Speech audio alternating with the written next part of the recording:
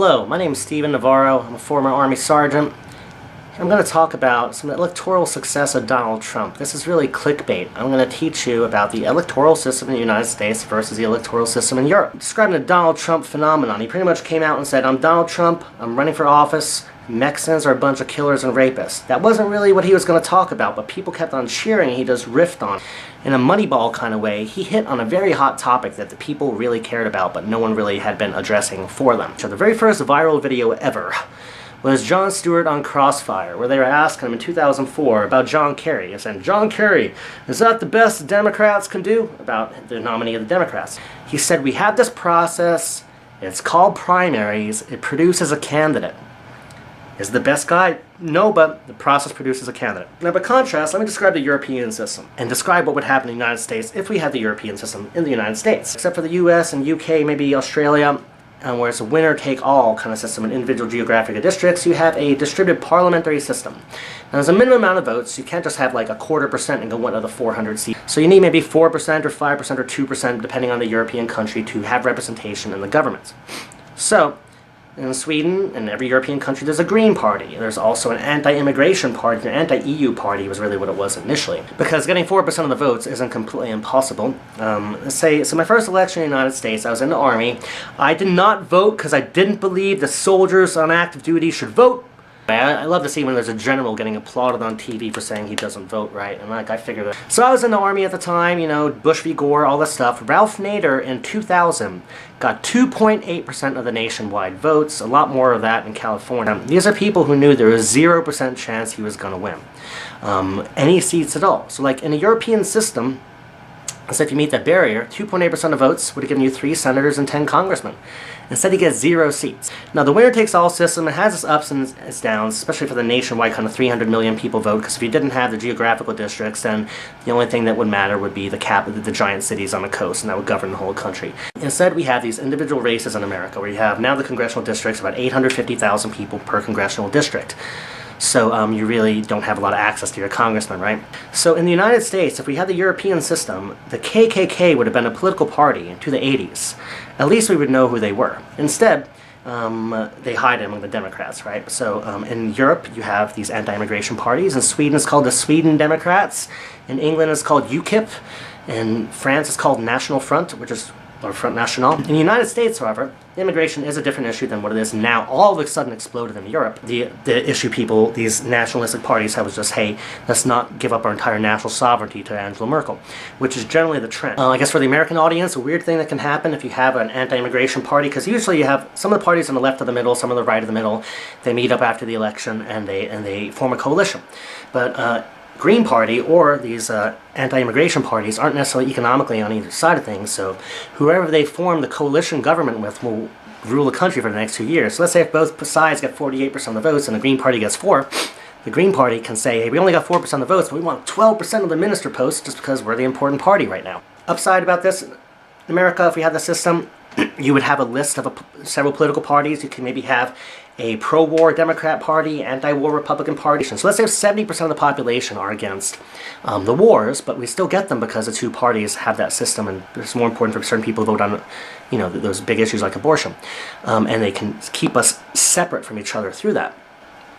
So even if we didn't start out with 2 parties, which we kind of did right away, if we had 7 parties, you would have like if you had a European system and then you change the constitution, the American system overnight, 7 parties would eventually get whittled down to 2, because a single plurality in a geographical area will give you 100%, that one seat. The guy winning 15% of the votes can win it. In fact, Arnold Schwarzenegger sort of won the California recall election that way. Recall election. It was really weird because there were 6 people running, and whoever got the plurality was going to be the guy. Another issue that people seem to care about, besides war, let's say, is immigration. In 2006, the whole country was caring about it a lot. Then the housing bubble burst, and people got caught up in their personal finances. So when Donald Trump, when anyone would have said this stuff, like I'm going to build a wall, they would have had all this popularity. And it's really undermined all the other candidates. So let's talk about him for a second. I love the carnage he's causing. We're not going to get Jeb Bush president. We're going to get Marco Rubio. I'm a Rand Paul supporter, by the way. Let me throw that in. I should have said this in the beginning. I'm a Ron Paul supporter. I was for Ron Paul in Iowa in 2007. If we had the same parliamentary system here in the States, though, so we only had 2 races in the States. We got like blacks and whites, 13%, 12% black and 88% white. In the parliamentary system, like they got in Europe, if a party has a list of 100 people and like if they get 20% of the votes, the first 20 people on the list get in, what a party would do is they simply have every 8th person, 12% of them, be black. So 8, 16, whatever, and that's how they can show if that's important for a party, that they're doing those numbers kind of right. Instead, particularly in the senatorial races, we end up with all those white lawyers. Barack Obama is the 3rd black elected senator ever. We have 12 at a time. He's the 3rd black elected senator ever. There's been 2 more appointed.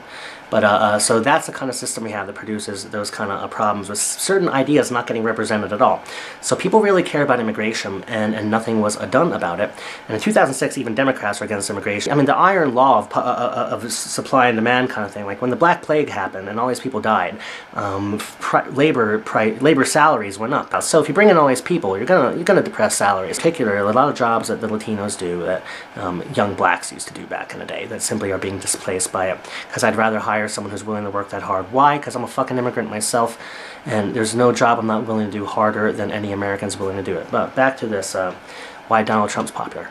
So back to John Stewart's quote, we got this process called primaries. So if you want to become a politician in Sweden, you can join an established party or start a new one and get 4% and stuff like that. But in the United States, we only have 2 major parties.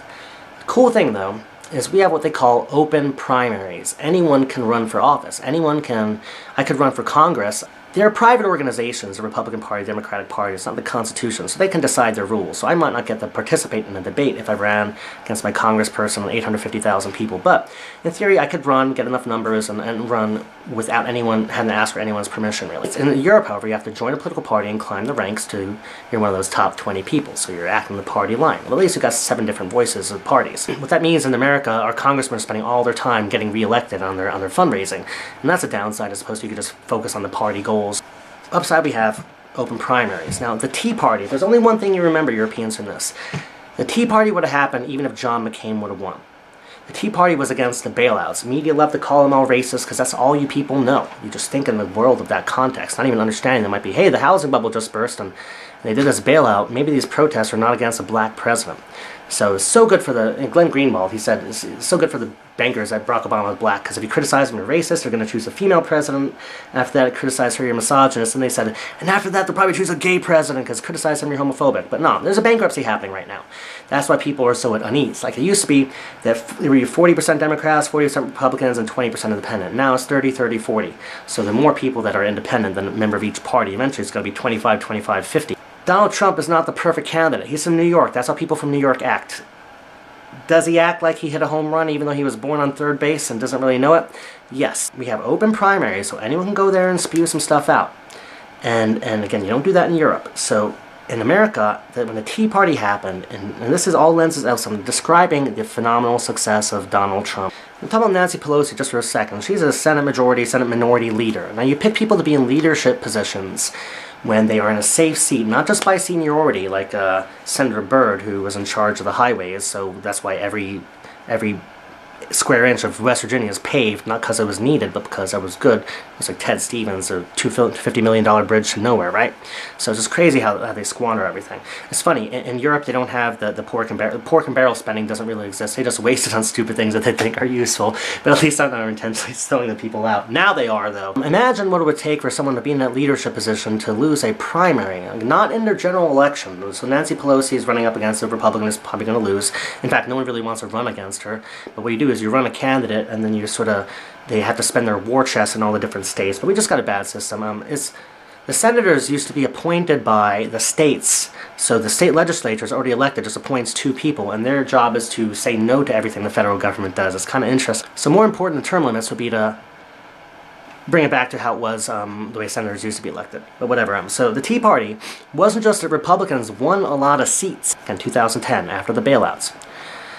It was that they there were a lot of sitting Republicans who lost their primaries to regular citizens. So it's like Donald Trump is going in there as a non-politician, even though he's famous, but he's still a non-politician going in there. A lot of people went and challenged their congressmen and won seats. And a lot of people actually won the primary, but then lost the general election because they were weak candidates with no resume. People were just very angry because the Republican Party under George Bush created No Child Left Behind. It used to be get rid of the Department of Education. They doubled the size of it. It's literally why I didn't become a school teacher. So in 2010, like I remember there was one woman in particular, and Colbert had a field day with her all the time. She was a Wiccan or something like that, and she had this commercial. It was literally smoke in the background, but she was saying she wasn't a witch, but there was sort of like cauldrons of smoke in the background. It was kind of funny. So the Republicans win this landslide. They can get all these things through, and what do? They don't really do anything, and they did not respect the Tea Party movement that had happened. So let's say a third of Republicans are freshmen in government. Again, not just seats stolen from Democrats, seats stolen from sitting Republicans. And so we actually have a good cohort of people in there that can maybe turn things around. Like the Republicans were for the wars under Bush because there's this idea that we needed to create all this warfare. Like it used to be the Democrats who wanted the war, like make the world safe for democracy. But after World War II, the Soviets were considered so dangerous that people gave up, the small government people gave up that compromise, and now we have this big military empire we got to unravel. And the bankruptcy is why people obviously are unhappy, right? But what happens? So the Tea Party thing happens, and who do they appoint to be the presidential candidate for the Republicans in 2012? Mitt Romney, the only human being alive that created anything that looked like Obamacare. Well, it might be some non-U.S. citizens. They could maybe have be a U.S. citizen to run for president. So, of course, the Tea Party was very unhappy. And something that happened soon after that was this guy in a Republican leadership position, like Pelosi, we've all heard of, Eric Cantor, lost a primary election to some Tea Party guy. This hadn't happened in like 150 years or something like that, and Rachel Maddow had a field day with that one, saying, look at the disarray in the Republican Party.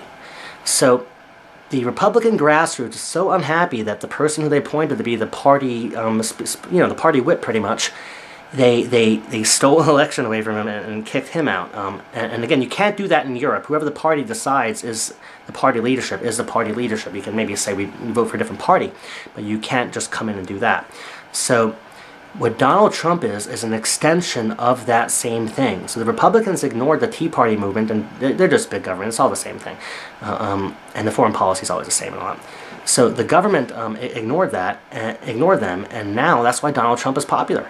So if the Republicans sort of accepted, let's say, Ron Paul 4 years ago or 8 years ago, when he was very popular and given the proper media attention, they wouldn't end up with this Frankenstein's monster they have now. In 2004, you got John Kerry and George Bush. If you didn't understand it before then, you should have seen it then. Like, they were both members of the Skulls and Bones. They literally gone to the same secret society 2 years apart. It was just crazy. Secret societies, and they have meetings that no one else gets to know about, and they're the professional network for the rest of your life. And what the hell do these people do, right? Okay, so the framework we have in the U.S. here is something different, and that's why you end up with a candidate that has a lot of grassroots support, that have currently 0 elected representation, so people are kind of angry. Here, the immigration is a big issue. I'm not talking about that. I'm talking about the election system, just what it creates here in the United States. And as Jon Stewart said, you have a process. It produces called primaries. It produces a candidate. So hopefully some good stuff will come of this with the political correctness being unraveled here. Evidently swings like a pendulum, I'm told. I'm terrified of where political correctness is going, though, right? But he's additionally embarrassed the media. The media, fewer people believe in what the media says, particularly the Iraq War really did them in, and it's accelerated that, so fewer people believe in the media, because it's clear that, they had an influence and stuff like that. It is not cool that the guy who attacks Donald Trump gets to be on TV the next day and talk about why he doesn't like. He was interacting with Hillary Clinton, and it's funny, whenever Donald Trump tweets something, they all, talk about it for weeks, trying to make people dislike. Hillary is calling him a racist. This is before the voting began. She was tweeting a little bit, calling him a racist, and he's like, more Muslims have died because of you than anyone else, because of what they did to Syria and Libya, and created ISIS and all that stuff. She stopped tweeting. The media didn't talk about that one, because no one does that, right? She called him a sexist, and then he said, stay away, stay the fuck away. And he tweets a picture of Bill Cosby and Bill Clinton shaking hands. Says 2 of a kind. So and Bill Clinton's favorability rating went from 51 to 39. Like, he is very, very savvy at all this stuff. I love his tweets. He'll write something and then he'll write some kind of adjective like, this person is a really nasty liar, horrible guy, right at the end. Like, I tell people I'm a libertarian. I'd rather have a guy who can draw from the Magna Carta than a guy who make the trains run on time. But Donald Trump will make the trains run on time. Anyway, I hope this has been informative. We're not just a bunch of racists over here. There are some different political structures that make circumstances and human cooperation happen in a different way. As Kennedy said, if those who make a peaceful revolution impossible make a violent revolution inevitable. And there's a bankruptcy coming in the United States. So the question is, how is it going to unravel?